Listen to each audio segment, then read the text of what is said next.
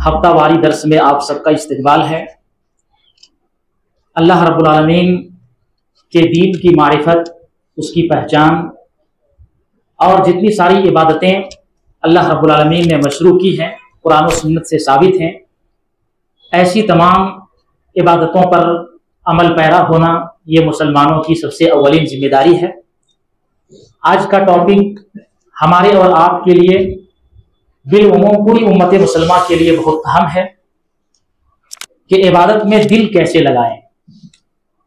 آج کل مسلمانوں کا معاملہ یہ ہے کہ ہر چیز میں مسلمانوں کا دل لگ رہا ہے، دنیا میں دل لگ رہا ہے، مال کمانے میں دل لگ رہا ہے، اولاد کی پرورش و پرداخت میں جو کہ ان کی اپنی ذمہ داری ہے، فرض منصبی ہے، اس میں بھی وہ دل لگا رہا ہے۔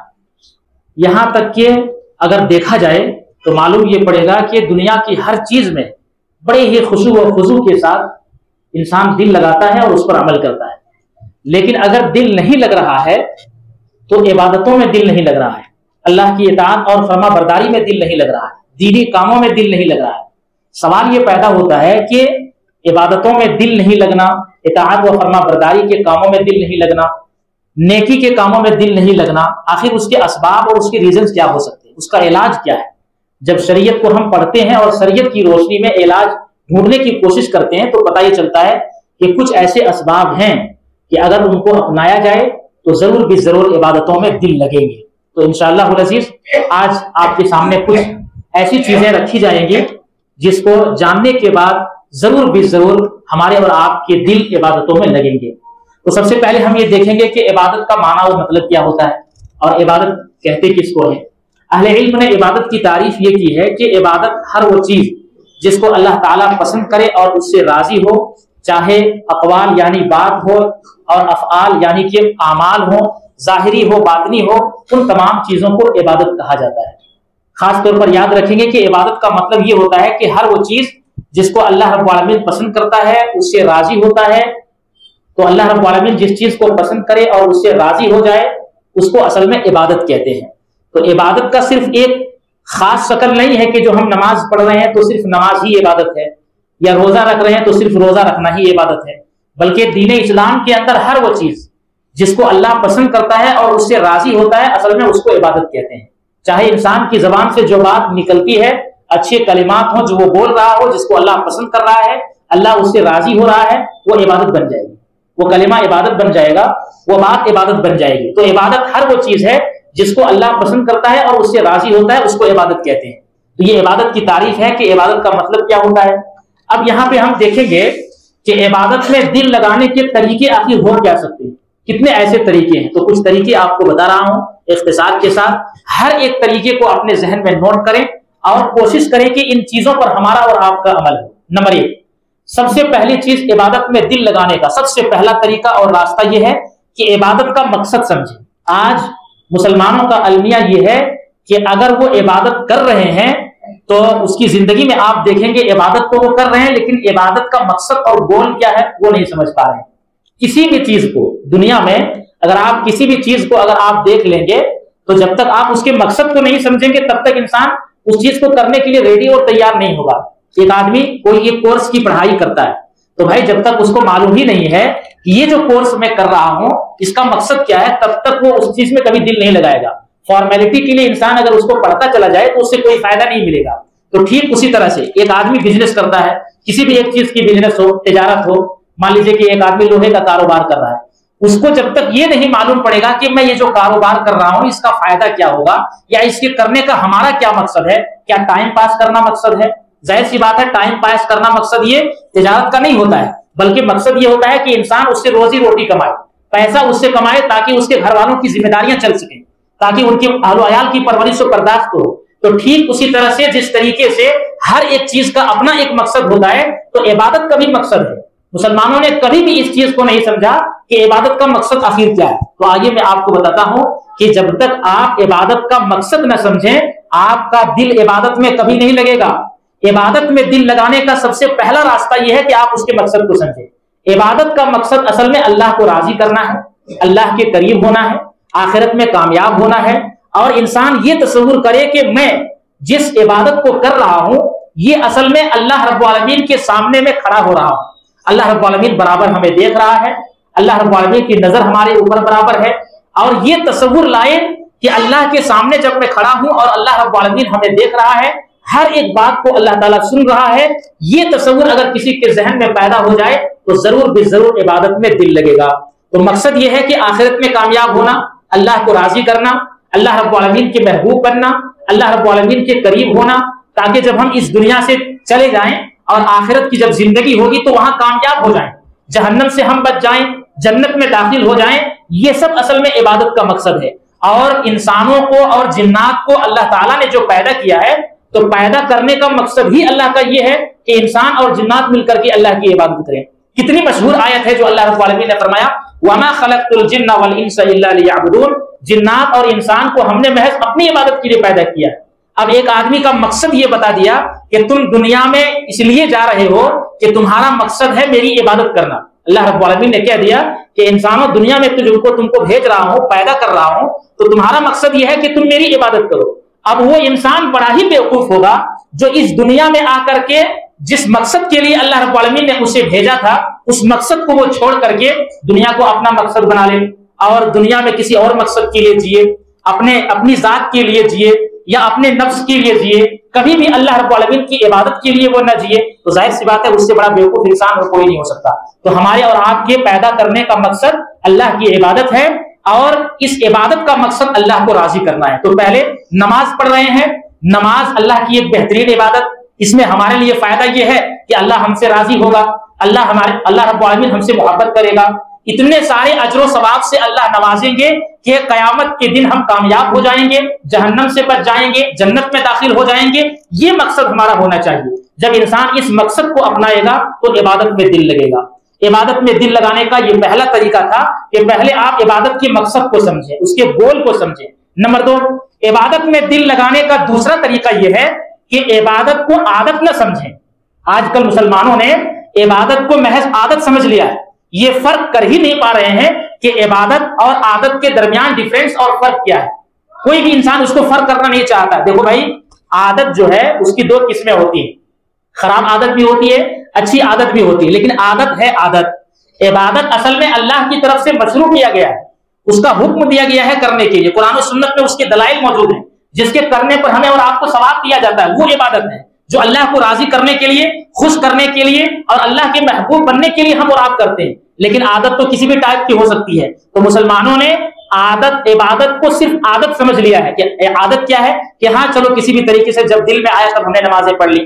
جمعہ کا دن آیا تو چلو ادھر ادھر گھومتے پھرتے رہ گئے, جب جماعت کھڑی ہونے کا ٹائم آیا تو آ کر کے نہا دھو کر کے 2 رکعت نماز ہم نے پڑھ لی. مطلب صرف فارمیلٹی کے لیے اور عادت کے طور پر انسان کرتے ہوئے چلا جا رہا. میرے بھائی, عبادت اصل میں اللہ کی ایک بہترین عبادت ہے جس کو اللہ نے مشروع کیا ہے. اس کو آپ عادت نہ بنائیں.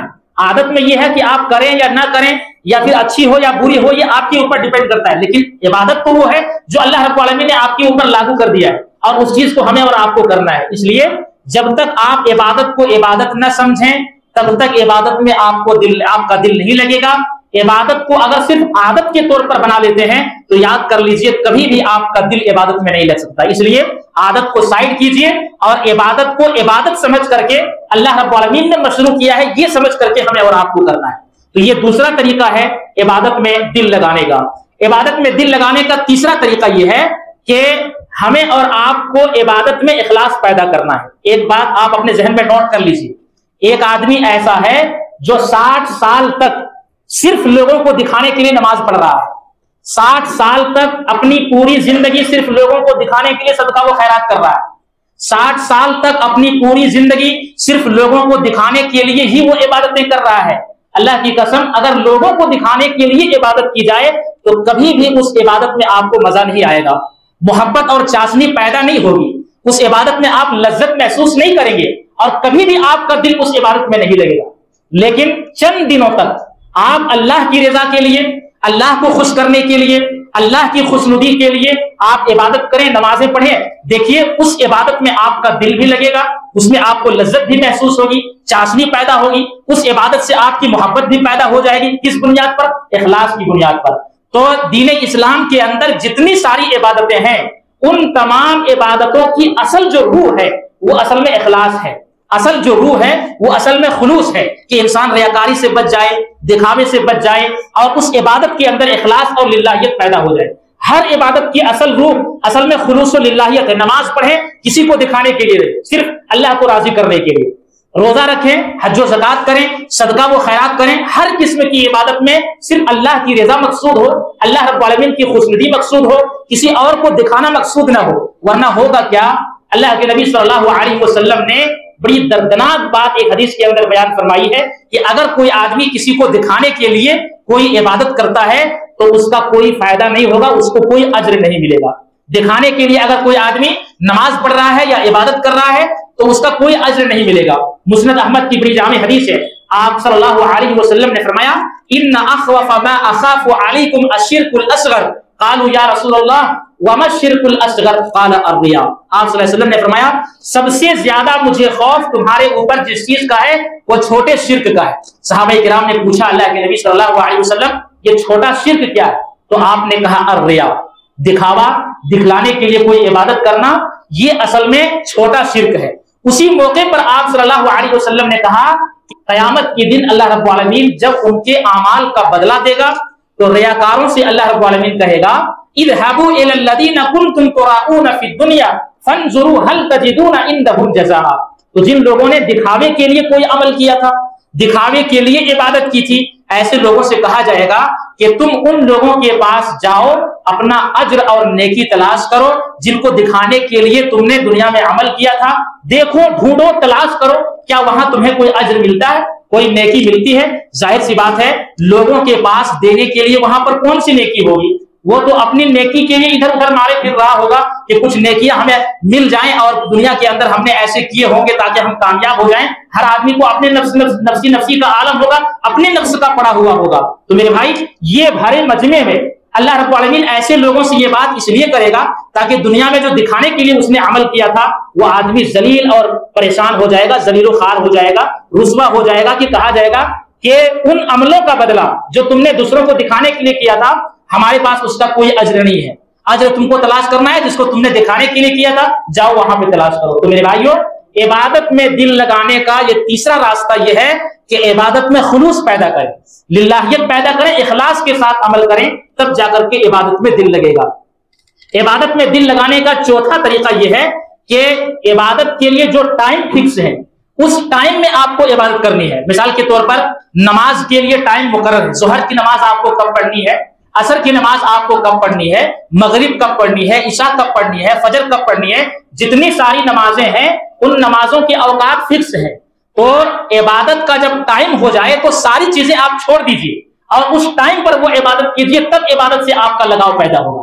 عبادت میں دل تب لگے گا اگر آپ اپنے دل کے چاہنے کے حساب سے کہ نہیں میرا فلاں کام ہے، ابھی نماز کا ٹائم نکلا جائے بعد میں پڑھ لوں گا، اس میں حرج کی کیا بات ہے۔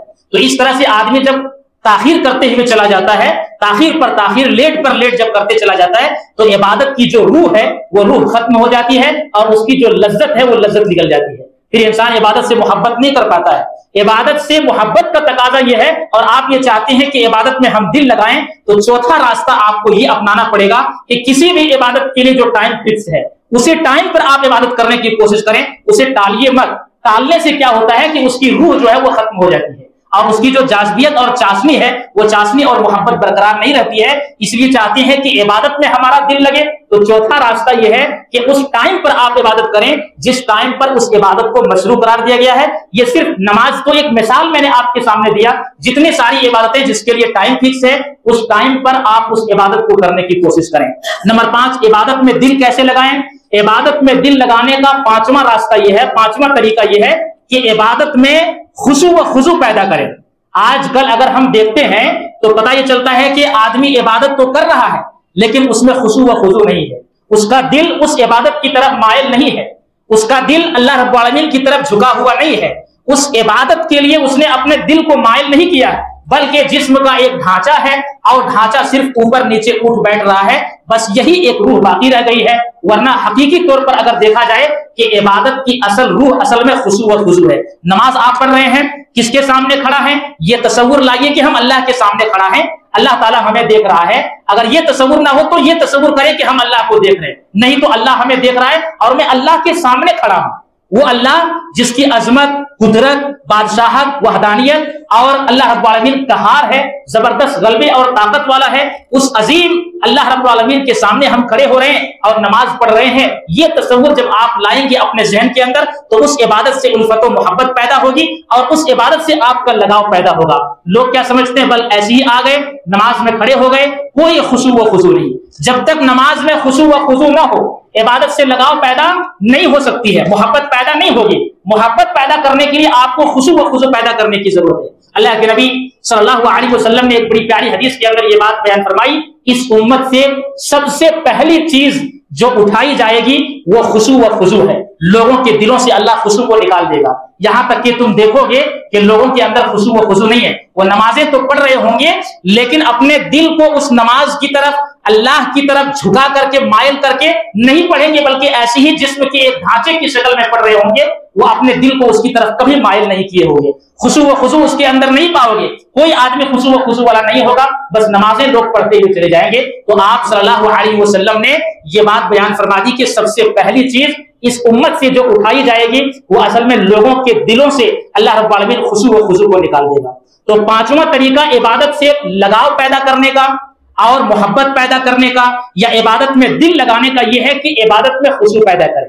چھٹا طریقہ اور راستہ عبادت میں دل لگانے کا یہ ہے کہ عبادت میں چاہے تھوڑا ہی کیوں نہ ہو اس میں گیو اپ نہیں ہونا چاہیے، انسان اس کو چھوڑے نہ، تسلسل برقرار رکھے، انسان جو ہے لگاتار اس کو کرتے رہنا چاہیے۔ مثال کے طور پر ایک آدمی ایسا ہے کہ جو سنتیں، جو نماز سے پہلے اور بعد کی جو سنتیں ہوتی ہیں، ایک دن انسان نے کہا کہ چلو ہم جتنے ساری سنتیں ہیں، سنت موقدہ فرض نماز سے پہلے اور بعد کی، تو ایک دن جو ہے پورا پڑھا، ظہر میں آیا تو ظہر سے پہلے 4 پڑھا، ظہر کے بعد بھی 2 پڑھا، پھر اس کے بعد مغرب کے بعد 2 پڑھا، عشاء کے بعد 2 پڑھا، فجر سے پہلے 2 پڑھا، 12 رکعت سنت موقدہ دن و رات میں، جس کے بارے میں اللہ کے نبی صلی اللہ علیہ وسلم کی حدیث موجود ہے کہ دن و رات میں ان 12 رکعت کا اہتمام اگر کوئی کرتا ہے، جنت میں اللہ تعالیٰ اس کے لیے ایک گھر بنا دے گا روزانہ 30 سال تک۔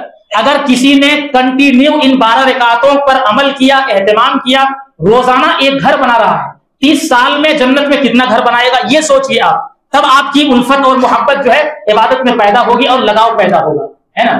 تو ایک آدمی نے یہ سمجھا کہ چلو ایک دن پڑھ لیں، ایک دن تو جو سنت موقدہ 12 رکعت ہیں سب پر عمل کیا، دوسرا دن بھی کیا، اب تیسرا دن آیا تو پتا چلا کہ ہر نمازوں میں لیٹ آ رہا ہے، نماز سے پہلے آ کر کے سنتیں پڑھنے کی توفیق نہیں مل رہی ہے، آدمی آ رہا ہے بس ایسی فرض پڑھ کر کے چلا جا رہا ہے۔ تو ایسا نہیں ہونا چاہیے، جو عمل آپ کر رہے ہیں اس پر تسلسل ہونا چاہیے، تھوڑا ہی عمل ہو لیکن ہمیشگی برتیں۔ جب تک آپ ہمیشگی نہیں برتیں گے عبادت سے محبت پیدا نہیں ہوگی، عبادت میں آپ لگاؤ پیدا نہیں کر سکتے ہیں، عبادت میں آپ کا دل نہیں لگے گا۔ عبادت میں دل اسی وقت آپ کا لگے گا جب آپ کنٹینیو اس کو کریں گے۔ دنیا میں آپ دیکھ لیجیے، ایک مثال دیتا ہوں، یہ موٹی موٹی باتیں آپ کو اس لیے بتا رہا ہوں تاکہ یہ باتیں آپ کو سمجھ میں آئے۔ دنیا میں آپ جو ہے ایک کام کرتے ہیں، کنٹینیو اگر وہ کام کرتے رہتے ہیں تو آپ کو کبھی تھکان محسوس نہیں ہوتی، آپ کو تھکاوٹ کبھی محسوس نہیں ہوتی، آپ کی ایک عادت بن جاتی ہے، پھر اس کے بعد بڑے مزے سے آپ کام کرتے ہیں۔ لیکن آپ اسی کام کو 1 مہینہ چھوڑ کر کے دکھائیے، 1-2 مہینہ آپ چھوڑ دیجئے، کچھ دن چھوڑ دیجئے، اس کے بعد اس کام کو شروع کیجئے، آپ کو بوجھ محسوس ہونے لگے گا، آپ کو تھکاوٹ محسوس ہونے لگے گی، اکتاہٹ محسوس کریں گے آپ۔ کیوں؟ اس لیے کہ کچھ دنوں تک جب آپ کر رہے تھے تب تو ٹھیک چل رہا تھا، لیکن جب آپ نے چھوڑ کر کے پھر سے اس کو شروع کیا تو پتہ یہ چلا کہ آپ اس میں بوجھ محسوس کر رہے ہیں، تھکاوٹ اور اکتاہٹ آپ محسوس کر رہے ہیں۔ تو میرے بھائیوں، یہی معاملہ عبادت کا بھی ہے، اگر آپ دل لگانا چاہتے ہیں آپ کنٹینیو کیجیے، تسلسل اس میں برتیے۔ صحیح مسلم شریف کی بڑی جامع حدیث ہے، اما عائشہ صدیقہ رضی اللہ عنہا کہتی ہیں اللہ کے نبی صلی اللہ علیہ وسلم نے فرمایا اللہ تعالیٰ کے نزدیک سب سے محبوب اور پسندیدہ عمل وہ ہے جس پر ہمیشگی برتی جائے، جس پر دوام برتا جائے، ہمیشگی تسلسل کے ساتھ کیا جائے، ہمیشہ اس کو برابر انسان کرتے چلا جائے۔ اللہ کے نزدیک سب سے محبوب عمل وہ ہے وَإِن قَلَّ، اگرچہ وہ عمل تھوڑا ہی کیوں نہ ہو، تھوڑا ہی وہ عمل ہو لیکن ہمیشگی کے ساتھ انسان چل رہا ہے، برابر اسے کر رہا ہے۔ آپ صلی اللہ علیہ وسلم نے کہا کہ اللہ کے نزدیک سب سے محبوب عمل وہی ہے۔ اور عائشہ رضی اللہ عنہا کے تعلق سے اسی حدیث میں نیچے یہ بیان کیا ہے کہ عائشہ رضی اللہ عنہا جب کوئی عمل شروع کرتی تو اس کو ایک دم گھٹ پکڑ دیتی، لازم پکڑ لیتی، یعنی ہمیشہ اس کو کرتی، کبھی اس کو نہیں چھوڑتی۔ تو حضرت عائشہ رضی اللہ عنہا کا جو عمل ہے وہ عمل ہماری زندگی میں بھی دیکھنی چاہیے، وہ عمل ہماری زندگی میں بھی ہونا چاہیے کہ جب ہم کوئی عمل کر رہے ہیں تو ہمیشگی کے ساتھ کریں، تسلسل سے ساتھ کریں۔ تو یہ چھٹا طریقہ اور راستہ ہے کہ عبادت میں آپ دل کیسے لگائیں۔ ایک ساتواں طریقہ یہ ہے عبادت میں دل لگانے کا، ساتواں طریقہ یہ ہے کہ نوافل کا اہتمام کریں اور ذکر و اذکار کی پابندی کریں۔ ایک چیز آپ دیکھ لیجئے، جتنی قسم کی فرض چیزیں ہیں تو فرض چیزوں سے پہلے یا اس کے ارد گرد میں آپ کو نفلی چیزیں بھی مل جائیں گی۔ جیسے نماز ہے تو 5 وقت کی نمازیں فرض ہیں، لیکن اس سے پہلے اور بعد کی نفلی چیزیں بھی ہیں، نفلی نمازیں بھی ہیں۔ زکوٰۃ فرض ہے لیکن عام نفلی صدقہ و خیرات بھی ہے۔ تو اسی طرح سے فرض کے ساتھ ساتھ نفلی چیزیں بھی ہیں۔ تو نفل جو چیزیں ہیں ان نفلی عبادتوں پر ہمیشگی برتنا یہ اصل میں فرائض کو مضبوط کرنے کے لیے۔ اب ایک اصول آپ کو میں بتا دیتا ہوں، آپ کہیں پر بھی اس کو لاگو کر کے دیکھ لیجئے۔ جو انسان نوافل کی پابندی کرے گا تو فرائض میں وہ بہت سختی کے ساتھ پابندی کرے گا۔ جو انسان نوافل کا کثرت سے اہتمام کرے گا کبھی نوافل نہیں چھوڑے گا، نوافل میں ہمیشگی کے ساتھ وہ پابندی کرے گا تو اس کے فرائض میں آپ کو کہیں کوتاہی نہیں ملے گی، سستی نہیں ملے گی، فرائض میں اتنا ہی وہ سخت ہوگا۔ کیوں؟ اس لیے کہ جس کی زندگی میں نوافل کا اتنا اہتمام ہو وہ کبھی فرض کو نہیں چھوڑ سکتا۔ لیکن وہیں پر اگر آپ دیکھیں گے جو انسان نوافل نہیں پڑھ رہا ہے، نوافل پر کوئی دھیان نہیں دے رہا ہے تو فرائض میں آپ کو کمی مل جائے گی۔ تو نوافل ادا نہ کرنے والا اصل میں اس کے فرائض میں کمی ہو جاتی ہے، کبھی کیا کبھی نہیں کیا، کبھی سستی کیا، یہ آپ کو دیکھنے کو مل جائیں گے۔ شیطان انسان تک بہکانے کے لیے جو آتا ہے، اگر آپ فرائض کے ارد گرد نوافل کی جال اگر بچھا دیتے ہیں تو شیطان کا وسوسہ اگر آئے گا تو نوافل تک ہی رہے، فرائض میں اس کا حملہ نہ ہونا پائے۔ ایک آدمی نوافل کا اہتمام ہی نہیں کرتا ہے تو اس کا ڈائریکٹ حملہ اس کے فرائض کے اوپر ہوگا۔ تو اس لیے اگر چاہتے ہیں کہ عبادت میں دل لگے تو عبادت میں دل لگانے کا ساتواں طریقہ یہ ہے کہ نوافل کا کثرت سے اہتمام کریں اور اسی طریقے سے ذکر و اذکار کی خاص طور پر پابندی کریں۔ ایک 8واں طریقہ یہ ہے عبادت میں دل لگانے کا کہ اگر آپ چاہتے ہیں کہ عبادت میں دل لگائیں تو 8واں طریقہ یہ ہے کہ گناہ سے بچیں۔ جب آپ گناہ سے بچیں گے تبھی جا کر کے عبادت میں آپ کا دل لگے گا۔ آج کل مسلمانوں کے حالات جو آپ کو دیکھنے کو مل رہے ہیں کہ عبادت سے لذت ختم ہو گئی ہے، اس کا ایک بڑا سبب یہ ہے کہ مسلمان گناہوں سے بچ نہیں رہے ہیں۔ جو آدمی گناہوں سے بچے گا عبادت میں لذت محسوس کرے گا، اور جو آدمی گناہ سے نہیں بچے گا عبادت میں کبھی لذت محسوس نہیں کرے گا وہ، اور عبادت سے کبھی اس کے لگاؤ پیدا نہیں ہو سکتے، محبت کبھی پیدا نہیں ہو سکتی۔ اس لیے اپنی زندگی سے گناہ کو کاٹ دیجیے، ہٹا دیجیے سارے گناہوں کو اور عبادت کیجیے، دیکھیے عبادت میں آپ کا دل کیسے لگتا ہے۔ یہ 8واں طریقہ ہے۔ 9واں طریقہ یہ ہے عبادت میں دل لگانے کا کہ آپ ایسے لوگوں کی مجلس اختیار کریں جو عبادت کو کبھی نہیں چھوڑتے، عبادت میں پیش رہتے ہیں۔ تو عبادت کرنے والوں کی مجلس اختیار کرنا، ان کی صحبت اختیار کرنا، اس سے آپ کا دل عبادت میں لگے گا۔ آپ ٹرائی کر کے دیکھ لیں، ایک آدمی، کچھ لوگ ایسے ہیں جو عبادت میں کبھی آگے نہیں رہتے ہیں بلکہ ان کی زندگی میں عبادت ہے ہی نہیں، نہ نمازوں کی پابندی ہے، نہ فرائض کی پابندی ہے، نہ نوافل کا اہتمام ہے، کبھی بھی وہ دین کے قریب آتا ہی نہیں ہے، عبادت میں کبھی بھی ان کی کوئی دلچسپی نہیں ہوتی ہے۔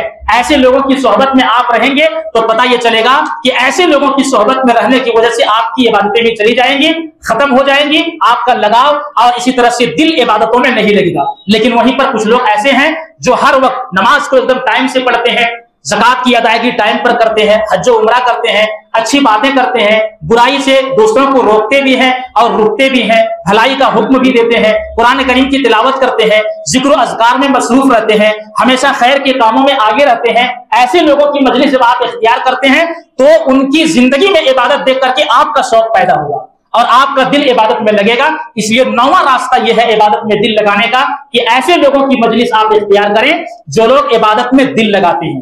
10واں اور آخری طریقہ عبادت میں دل لگانے کا یہ ہے کہ آپ اللہ سے دعا کریں کہ عبادت میں اللہ رب العالمین ہمارے دل کو لگا دے۔ جب تک آپ دعا نہیں کریں گے تب تک جو ہے کامیابی آپ کو نہیں مل سکتی ہے۔ ہر ایک چیز کے لیے دعا کی ضرورت ہے، تو عبادت میں دل لگانے کے لیے بھی آپ کو دعا کرنی ہے۔ فرض نماز کے بعد ہم کیا دعا پڑھتے ہیں اذکار میں؟ اللہم اعنی علی ذکرک وشکرک وحسن عبادتی۔ 3 چیزیں اللہ رب العالمین سے آپ مانگ رہے ہیں، کن چیزوں پر؟ 3 چیزوں کے۔ نمبر 1 اللہم اعنی علی ذکرک، اے اللہ میری مدد فرما تیرے ذکر کرنے پر۔ نمبر 2 شکر کا، تیرے شکر ادا کرنے پر۔ اللہم اعنی علی ذکرک व शुक्र का, दूसरी चीज ये है कि तेरे शुक्र अदा करने पर मेरी मदद फरमा। और तीसरी चीज व हुस्न इबादती, या अल्लाह रब्बुल आलमीन तेरी इबादत अच्छे तरीके से करने की या अल्लाह रब्बुल आलमीन मुझे तौफीक दे और मेरी मदद फरमा।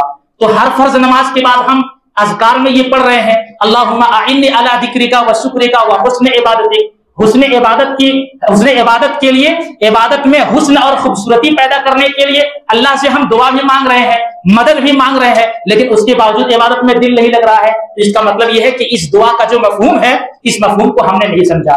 ये दुआ हमें बताना ये चाहती है कि आपको इबादत में दिल लगाए रखने के लिए अल्लाह से मदद भी मांगनी पड़ेगी, अल्लाह रब्बुल आलमीन से मदद भी मांगनी है। अल्लाह की मदद आएगी तो हमारे दिल इबादत पे कायम रहेंगे। अगर अल्लाह चाहेगा तो हमारे दिल को इबादत से अल्लाह फेर सकता है। इसलिए हमेशा दुआ करते रहें कि अल्लाह जब तक इस दुनिया के अंदर हम जिंदा रहें, तेरी इबादत करते हुए जिंदा रहें, इबादत में दिल लगा रहे, इबादत से मोहब्बत पैदा हो, लगाव पैदा हो। ये दुआएं हमें और आपको करते रहनी चाहिए। तो आज के दर्स में जो हफ्तावारी दर्स था, हमने 10 चीजें आपके सामने रखी हैं। अगर इन 10 चीजों को हम अपनाते हैं तो जरूर भी जरूर इंशाअल्लाह अज़ीज इबादत में मोहब्बत पैदा होगी और इबादत में दिल लगेगा। इबादत में दिल लगाने की ये 10 तरीके हैं। अल्लाह ताला से दुआ है कि रब्बुल आलमीन हम सबको कुरान और सुन्नत पर अमल करने की तौफीक अता फरमाए। आमीन।